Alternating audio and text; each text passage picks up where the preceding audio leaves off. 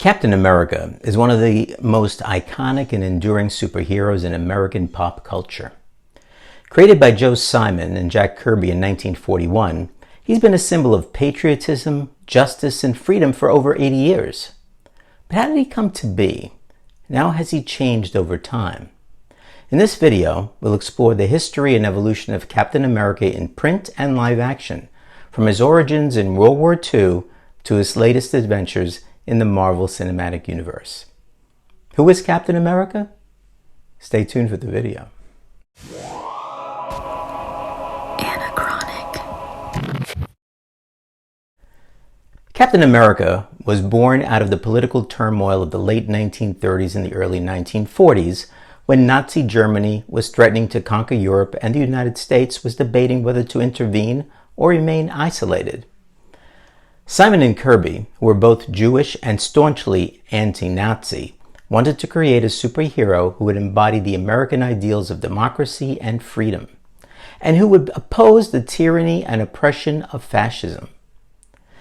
They came up with the idea of Steve Rogers, a frail young man who wanted to join the army but was rejected for his physical weakness. He volunteered for a secret experiment that injected him with a super soldier serum that enhanced his strength, speed, agility, and endurance to the peak of human potential. He donned a red, white, and blue costume with a star-spangled shield and became Captain America, the Sentinel of Liberty. Captain America made his debut in Captain America Comics #1, published on December 20th, 1940 by Timely Comics, the predecessor to Marvel Comics.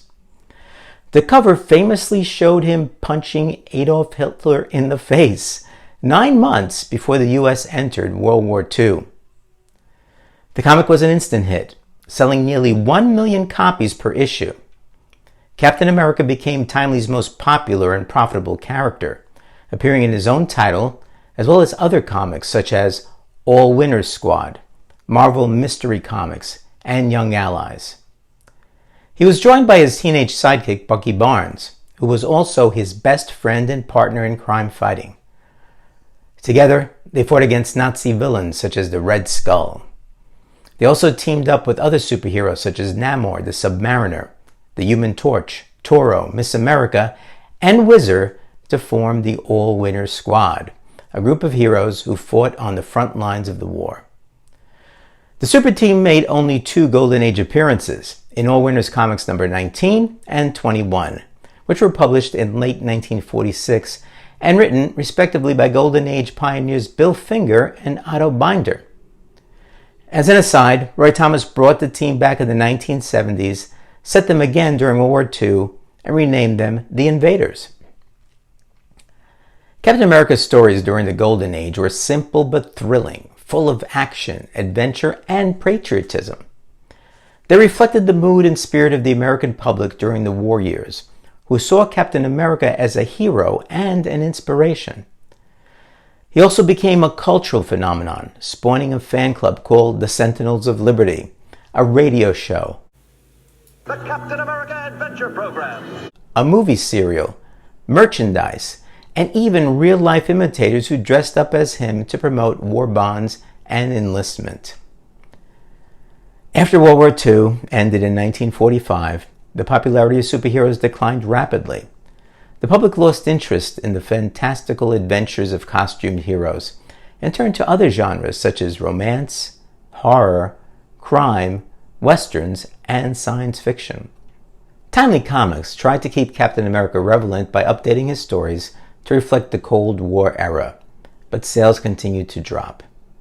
In 1950, Captain America Comics was canceled with issue number 75. Captain America remained dormant for over a decade until he was revived by Stan Lee and Jack Kirby in 1964. Lee and Kirby had successfully reimagined several Golden Age characters such as Namor and the Human Torch for their new superhero imprint, Marvel Comics. They decided to bring back Captain America as well, but with a twist. He had been frozen in ice since the end of World War II and was discovered by the Avengers in modern times. The return of Captain America was teased in Strange Adventures #114 from November of 1963, where he appeared but was actually the disguised imposter villain called Acrobat. In Avengers number 4 from March 1964, he was revealed as the real deal, Steve Rogers himself. He joined the Avengers, became their leader, and resumed his heroic career in Tales of Suspense, which he shared with Iron Man from issues number 59 to issue number 99. Then, in 1968, he got his own solo series as Tales of Suspense changed its name to Captain America from issue number 100 onward. The Silver Age stories gave Captain America a new depth and complexity. He had to cope with being a man out of time, adjusting to a new era that was very different from his own. He also had to deal with the loss of his partner Bucky Barnes, who had apparently died in the same explosion that put him in suspended animation. He found new allies, such as Nick Fury, the head of S.H.I.E.L.D., Sharon Carter, a S.H.I.E.L.D. agent and his love interest, and the Falcon, the first African-American superhero in mainstream comics. He also faced enemies such as the Red Skull, who had also survived the war and become the leader of a terrorist organization named Hydra, Baron Strucker, another Nazi war criminal, Batroc, the Leaper, a French mercenary and martial artist, and Arnim Zola, a bioengineer and mad scientist. The Silver Age stories also explored the political and social issues of the 1960s, such as the Vietnam War, the Civil Rights Movement, the counterculture, and the spy craze. Captain America often found himself questioning his role and his loyalty to a government that he sometimes disagreed with. He also clashed with other superheroes who had different views on morality and justice, such as Iron Man, Spider-Man, and the Submariner. The Bronze Age of comics was marked by a darker and more realistic tone, as well as a greater diversity of genres and themes. Captain America's stories reflected this trend as he became more involved in espionage, conspiracy, and social commentary. He also underwent some significant changes in his identity and status quo. One of the most notable events of this era was the Secret Empire storyline in Captain America numbers 169 through 176, where he uncovered a plot by a mysterious organization called the Secret Empire to overthrow the U.S. government. He was shocked to discover that the leader of this secret empire was no other than the President of the United States, who then committed suicide in front of him. This revelation shattered Captain America's faith in his country and his ideals, and he decided to abandon his identity and become a nomad. Steve Englehart conceived this story as an allegory to the Watergate scandal and how that real-life event would have possibly disillusioned Captain America. Another important event was the Captain America No More storyline in Captain America numbers 332 through 350, where he was stripped of his title and costume by a government commission that wanted him to work exclusively for them. He refused to comply and gave up his shield and uniform. He then adopted a new identity as the Captain, wearing a black suit with a red, white, and blue stripe. The commission then appointed John Walker, a former super soldier known as Super Patriot, as the new Captain America. But Walker proved to be unstable and violent, killing several villains and endangering innocent lives. He also had to deal with his own enemies, such as Flag Smasher, an anti-nationalist terrorist group, Watchdogs, a right-wing militia, and Left-Winger and Right-Winger, his former partners who betrayed him. After a brutal fight with Walker, an old nemesis is revealed to have orchestrated all of the events, and Rogers reclaimed his shield and costume while Walker became U.S. agent. The modern age of comics is characterized by a more sophisticated and diverse storytelling style, as well as a greater integration of media platforms such as movies, TV shows, and video games. Captain America's stories have continued to evolve and adapt to the changing times, addressing topics such as terrorism, corruption, globalization, identity politics, and social media. He has also faced new challenges and transformations in his personal life and career. In the Civil War storyline, the U.S. government passed a Superhero Registration Act requiring superpowered individuals to act under official regulation. Characters within the Marvel Universe superhero community split into two groups. One, led by Iron Man, advocates registration as a responsible obligation. The other opposes the law, arguing the act violates civil liberties and the protection secret identities provide. The storyline consists of a 7-issue limited series written by Mark Millar and drawn by Steve McNiven, and various tie-in books. The aftermath not only affected Steve Rogers, who ultimately was arrested and apparently assassinated, but also resulted in Spider-Man's identity being revealed and One More Day storyline getting told. Don't get me started on that. Perhaps the most notable event of this era was the Death of Captain America storyline. The first arc, called Death of a Dream, occurs in Captain America numbers 25 through 30, where he was seemingly killed by a sniper hired by the Red Skull. His death was mourned by the superhero community and the public. Bucky Barnes took on the mantle of Captain America until eventually Steve Rogers returned from the dead, having been saved by S.H.I.E.L.D. agents at the last minute. Written by Ed Brubaker, Captain America 25, which showed Captain America's death on the cover, was the highest-selling comic book in March of 2007, and his death was reported on both ABC News and in the New York Times. Death of a Dream was followed by a significant limited series, Fallen Sun, The Death of Captain America, conceived by J. Michael Straczynski and written by Jeff Loeb. It dealt with various superheroes' reactions to Captain America's death.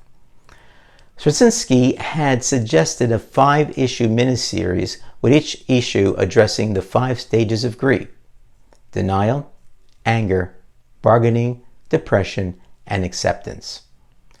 The series' last scene is Steve Rogers' casket slowly being lowered into the ground. Since its creation, Captain America has been adapted into various forms of media, from comic books to video games to animated shows. But perhaps the most popular and influential medium for Captain America is live action, where he has appeared in numerous movies and television shows, spanning different eras, genres, and styles. The first live-action appearance of Captain America was a 15-chapter serial film released by Republic Pictures in 1944. It starred Dick Purcell as Grant Gardner, a district attorney who secretly fights crime as Captain America. The serial was loosely based on the comic book character, but changed many aspects of his origin, powers, and enemies. For example, Gardner was not a super soldier enhanced by a serum, but a normal human who relied on his strength and agility. He also did not have a shield or ear wings, but wore a simple mask and a leather jacket with a star on the chest. Rumor has it that the script was originally drafted for another character, but when rights to the character were lost by Republic, it rehashed the script for Captain America. The serial was produced during World War II, but did not feature any Nazis or Axis powers as villains. Instead, Captain America battled a mysterious criminal mastermind called the Scarab. The serial was mainly aimed at young audiences who enjoyed action and adventure, but it also had some elements of mystery and sci-fi. The serial was not very faithful to the comic book source material, but it was the first attempt to bring Captain America to life on screen. The next live-action appearance of Captain America was in 2 made-for-TV movies produced by CBS in 1979. They starred Reb Brown as Steve Rogers, a former Marine who becomes Captain America after receiving an experimental body enhancement chemical called FLAG, Full Latent Ability Gain. The movies were more faithful to the comic book character than the serial film, but still made some changes and updates. For example, Rogers was not a World War II veteran, but a contemporary hero who drove a van equipped with a motorcycle that he could launch from the back. He also had a clear plastic shield that could be used as a windshield or a weapon. The movies were influenced by the popular TV shows of the time, such as The $6 Million Man and The Incredible Hulk. They featured Captain America fighting against various threats, such as a terrorist group in the first movie and an aging serum created by Christopher Lee in the second movie. The movies were intended to be pilots for a potential TV series, but they were not well received by critics or fans, and the series were never made. The first theatrical live-action appearance of Captain America was in a low-budget movie released by 20th Century Fox Corporation in 1990. It starred Matt Salinger as Steve Rogers, a World War II soldier who becomes Captain America after receiving a super soldier serum from Dr. Abraham Erskine. The movie was more faithful to the comic book character than the previous adaptations, but still had some flaws and inconsistencies. For example, Steve Rogers was excluded from the draft because he had polio. And in the 1960s, the Red Skull and his thugs murdered various Americans who were against their militarism and fascism, such as Dr. Martin Luther King, President John F. Kennedy, and Robert Kennedy. The movie was influenced by the political events of the time, such as the fall of communism and the rise of environmentalism. It featured Captain America teaming up with Sharon, but not a Carter, the niece of his former love interest Bernice, to stop Red Skull from launching a nuclear bomb at the White House. The movie was intended to be released in theaters in 1990, but it was delayed due to financial problems and legal issues. It was eventually released direct-to-video in 1992 in some countries, but was not widely seen or appreciated by critics or fans. Some interesting facts. There was a Cap 1990 Toy Biz superhero carded action figure for this Captain America. Dolph Lundgren and Arnold Schwarzenegger were up for the role of Captain America. Schwarzenegger's accent lost him the role, and Lundgren was busy filming The Punisher in 1989. Val Kilmer was offered the part, but he turned it down and worked on The Doors instead. The most successful and popular live-action appearance of Captain America was in the Marvel Cinematic Universe, a series of interconnected movies and shows produced by Marvel Studios. It starred Chris Evans as Steve Rogers, a World War II soldier who becomes Captain America after receiving a super soldier serum from Dr. Abraham Erskine. The MCU was very faithful to the comic book character. The MCU movies featured Captain America fighting against various enemies such as Hydra, Loki, Ultron, Thanos, and even his own friend Bucky Barnes, who became the Winter Soldier. The MCU also explored Captain America's personal journey from his origin in Captain America the First Avenger in 2011 to his adaptation to the modern world in Captain America the Winter Soldier in 2014, to his conflict with Iron Man in Captain America Civil War in 2016, and to his sacrifice in Avengers Endgame 2019. The latest live-action appearance of Captain America was in The Falcon and Winter Soldier, a miniseries released by Disney Plus in 2021. It starred Anthony Mackie as Sam Wilson, a former Air Force pilot who becomes Captain America after receiving the shield from Steve Rogers at the end of Avengers Endgame. The miniseries was a continuation of the MCU, but also a fresh and original take on the character. For example, Wilson was not a super soldier, but a skilled fighter who used his high-tech suit with wings and thrusters. He also faced the challenges of responsibility of being a black man who carries the legacy of Captain America in a divided and troubled world. The miniseries featured Wilson teaming up with Bucky Barnes, who was trying to make amends for his past as the Winter Soldier to stop a group of super soldiers called the Flag Smashers, who wanted to restore the world to its state before the Thanos snap. The miniseries also introduced new characters and concepts, such as John Walker, who became the U.S. agent after being stripped of his role as Captain America, Isaiah Bradley, who was one of the first black super soldiers experimented on by the government, and Valentina Allegra de Fontaine, who was a mysterious figure who recruited Walker for a secret agenda. The miniseries was well received by critics and fans, and has set up an upcoming movie with Sam Wilson as the new Captain America. Captain America: Brave New World is scheduled to be released in the United States in early 2025. Captain America is a timeless and universal hero who has inspired generations of fans around the world. The stories, both in the comic books and his live-action appearances, have focused on his evolution as a character, as well as the changes in society and culture over time. Whether he's fighting against evil forces or standing up for what he believes in, Captain America is always ready to do his duty and serve his country. If you enjoyed this episode of Who Is, click here to watch episode 1, Who is Wonder Woman? And click here to see my Silver Age Brave and the Bold collection. Also, subscribe and click that notice button so you're alerted to future episodes of Who Is. Thanks for watching. Be well, and I'll see you in the next one.